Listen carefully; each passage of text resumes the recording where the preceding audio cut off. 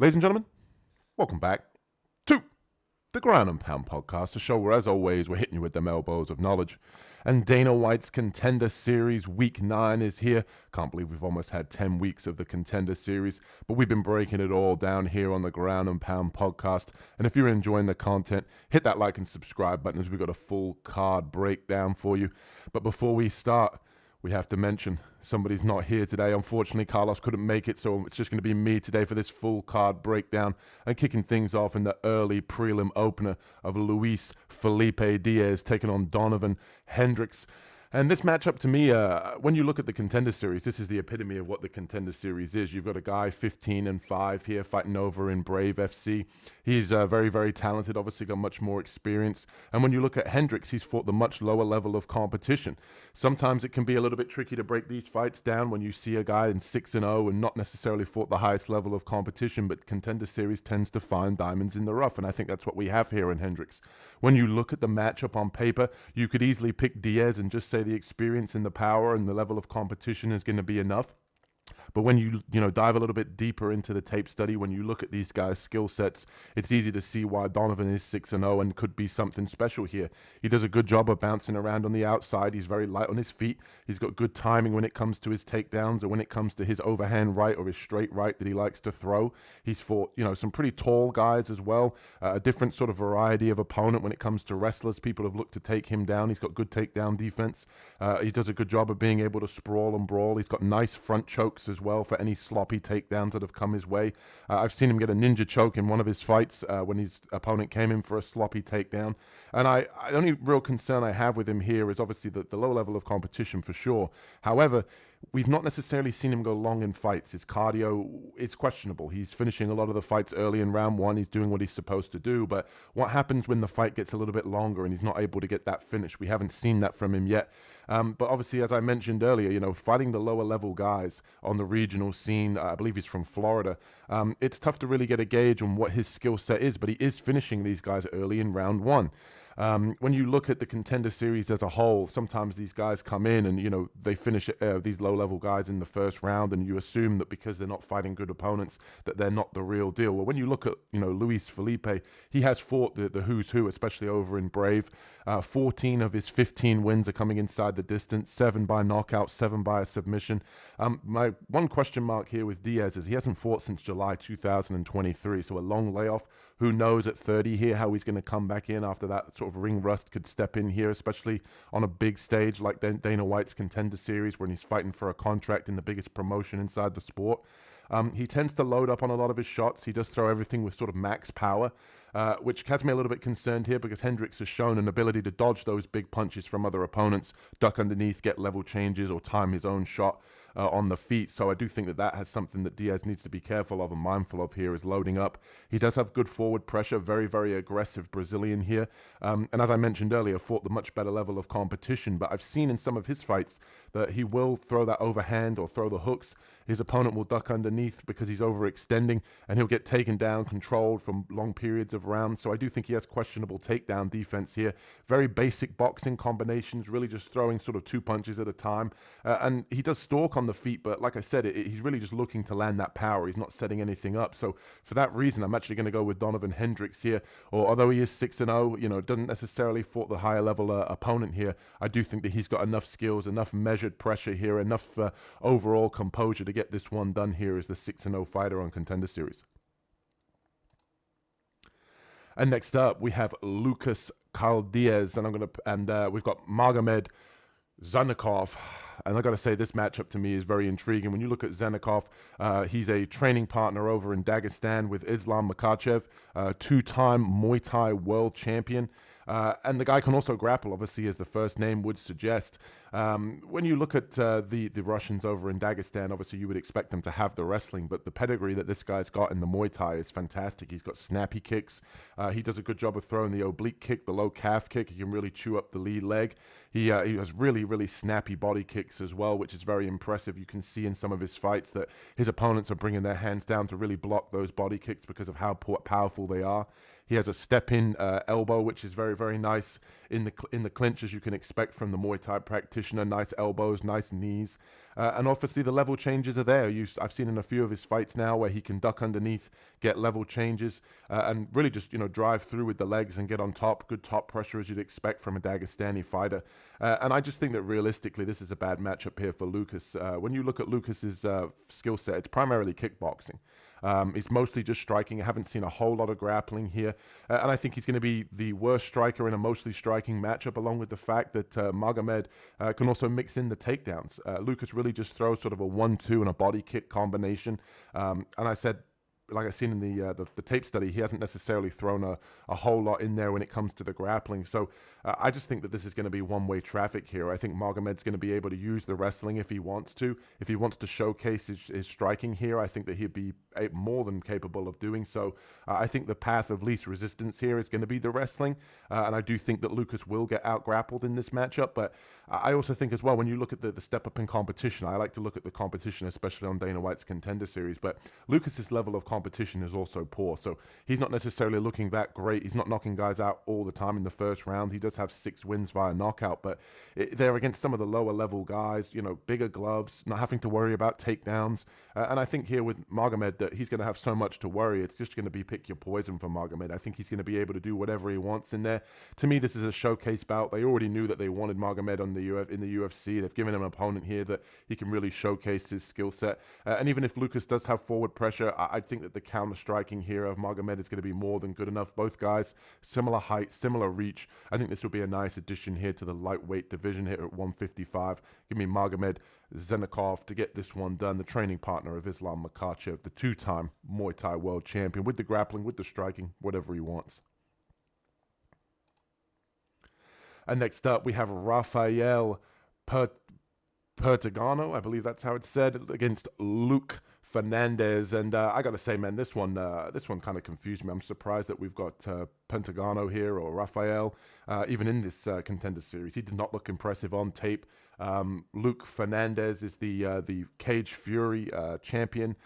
Decent promotion. Obviously, this fight taking place at 205. And when you look at the tape on Rafael, he looks like a pretty big guy, fighting some kickboxing fights, and he tends to just be a brawler. There wasn't a whole lot of tape out there, but he didn't look all that impressive. Looked a little bit soft in the body, a little bit overweight. I'm not even sure that the fight that he was fighting in was at 205, so it'd be interesting to see how he looks coming into this fight.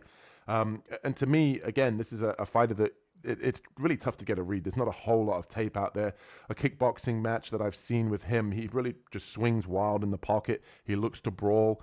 He's not necessarily looking to set anything up. He's fighting another overweight, older gentleman in that fight. And when you're just brawling in the pocket and you look at the skill set of some of these fighters, even on Contender Series as a whole, you can't just be swinging wild. Guys are going to level change on you. Guys are going to time shots that are much more calculated, much more higher level striking than what I've seen from Rafael. And if you're just winging wild looping punches, I think that sets up the game here for Luke Fernandez. Luke Fernandez really likes to look to get into the clinch and the body locks and trip takedowns, get into dominant positions and beat you up. You see in a lot of his fights that although he doesn't necessarily have the most athletic striking pedigree, he is fundamental. He likes to pump out the jab. He likes to be able to kind of just touch you with the jab. He'll throw 3 jabs straight, 1, 2, 1, 3 in a row, I should say, just pumping them out there, just scoring, just touching, getting range, not necessarily overextending or throwing big looping right hands. It's just to give his opponent something to think about, to get their guard up, for him to, kind of get into the clinch and use his level changes. And to me, Fernandez, again, has fought the higher level of competition. I just think this fight really just comes down to the fact that what I've seen from Rafael is a wild man that likes to brawl. And at 205 and heavyweight, don't get me wrong, anybody can land, anybody can knock anybody out at any moment. But with Luke Fernandez, he's fought the much higher level of competition. He did also beat, who was it? Eric, your boy Anders, and Phil Hawes in grappling matches. So the grappling pedigree is there. Both 2 high-level grapplers, in my opinion. And I think if he can get this fight to the ground, it should be like a knife through butter here with Rafael from what I've seen on tape, or the lack of grappling on tape.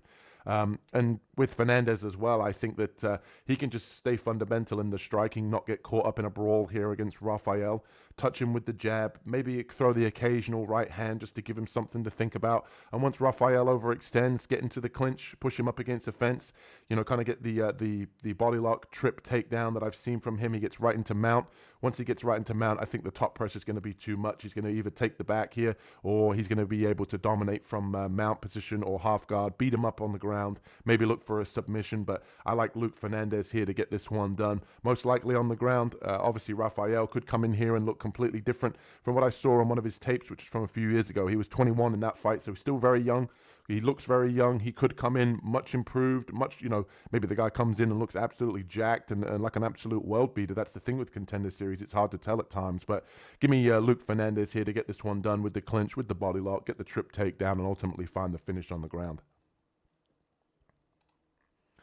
And as always, if you're enjoying the content here on the Ground and Pound podcast, hit that like and subscribe button as we break down the co-main event here. We have Adrian Luna Martinelli taking on Mark Volgundin. I'm not sure how you... Volgundin? The Russian fight is impressive. I got to say this about both of these guys. Both of these guys on tape looked pretty good. You can make a real good case for both of these guys inside the UFC, but I'm going to go with Mark. Mark is a very, very impressive striker to me. A really good addition to 135 if he does make it in here in the Contender Series. I really enjoyed watching tape on him. Very, very impressive, composed striker. He does a good job of being able to fight on the outside and also pressure when he needs to.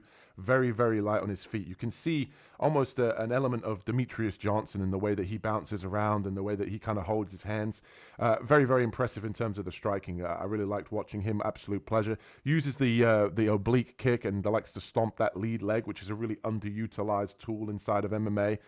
Very nasty spinning kick as well. When you see in some of his tape study, his opponent will pressure. He does a good job of being able to spin and time the spinning wheel kick. He throws a nice high kick as well, nice lead kicks to the body as well. And this guy, like I said, is very, very impressive, and it's all measured pressure. It's not like when he's coming in, he's just hoping to land. It looks like he's setting a lot of his shots up. And also as well, one of the things that really surprised me, and I don't know why I was so surprised by it being that he is a Russian, is he's got all these spinning attacks, all these nice strikes.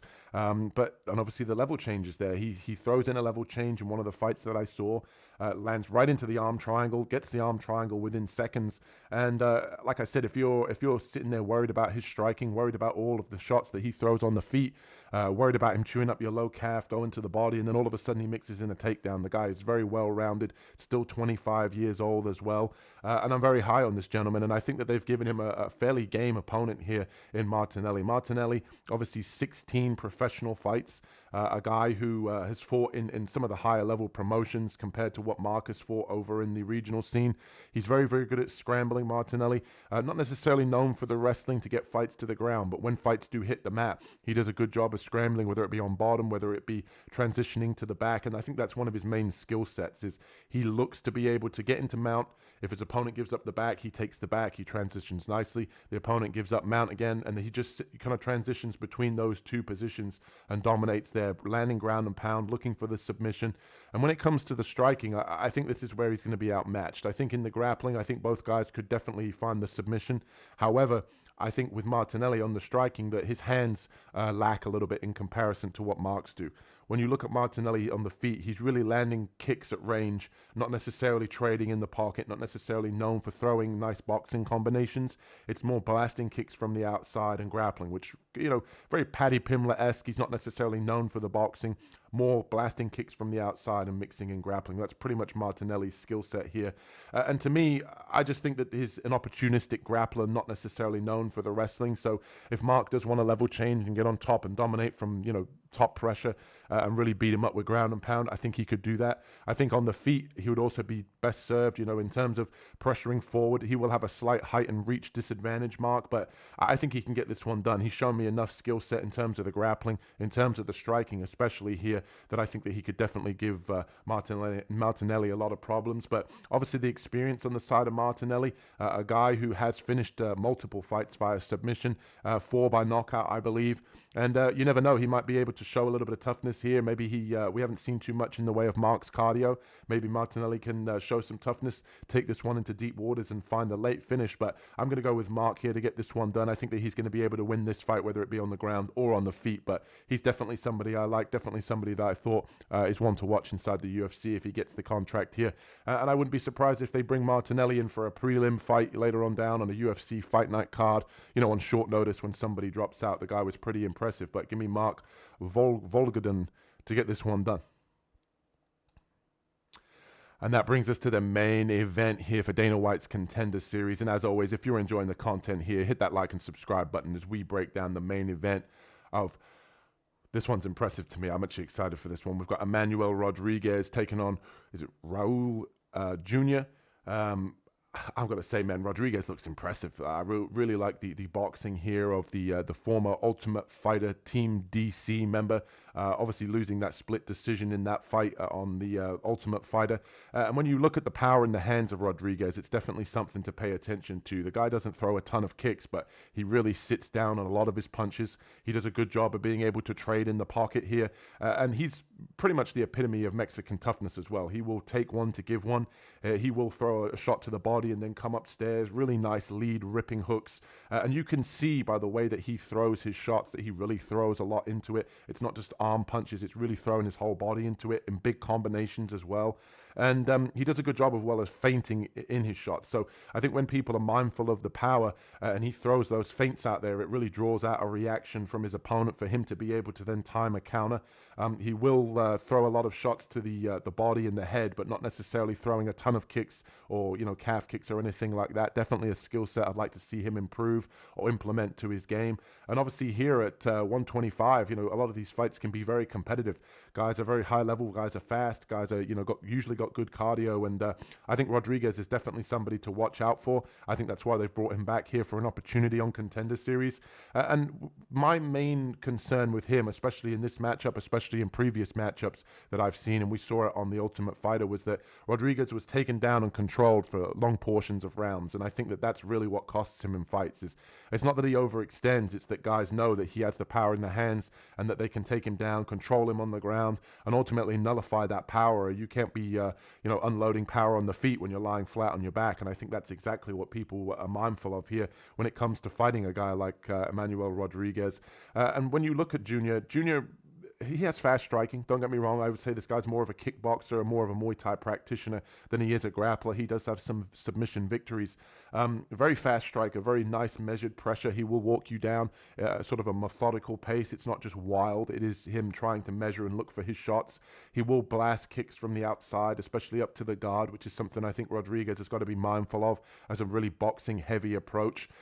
He needs to make sure he's blocking those head kicks and blocking those teep kicks to the body.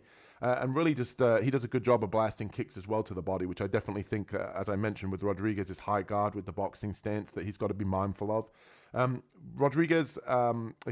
Junior, not necessarily known for the grappling, like I said, and that's why I am going to pick Rodriguez here. He does have submissions. He's got a leg lock victory, but he's not necessarily a guy that I've been that impressed with his wrestling. You can see, he shoots from a little bit too far out. He does try to get into the clinch. He does try to get to the hips to be able to suck them out, to be able to get the takedown, but not necessarily impressive, not necessarily high enough level, I think, here for Rodriguez to be able to have to worry about that. And I think when it comes to the striking, I think what Rodriguez is really going to look to do here is have heavy forward pressure, really mix in that boxing and that powerful, lead hook that he throws, that nice tight left hook. And I think that realistically, Junior's kicks are going to be taken away from Rodriguez's forward pressure. He's going to corral the kicker here. And I think, to be honest, that when you look at Junior's skill set, I think that the hands lack. It's really just a lot of kicks, a lot of forward pressure and blasting kicks to the lead guard and the body of a lot of his opponents. He's not necessarily known for the hands and the punching ability and the boxing, and I think that's where Rodriguez can take over and really have advantages in this fight. And so give me Emmanuel Rodriguez here to get this one done. I'm going to say he gets it done by finish to win a UFC contract. And as always, if you're enjoying the content here on the Ground and Pound podcast, hit that like and subscribe button. No Carlos. Carlos will be back next week for the UFC card, the Brazil card. And as always, hit that like and subscribe button, and we'll catch you in the next one. Peace.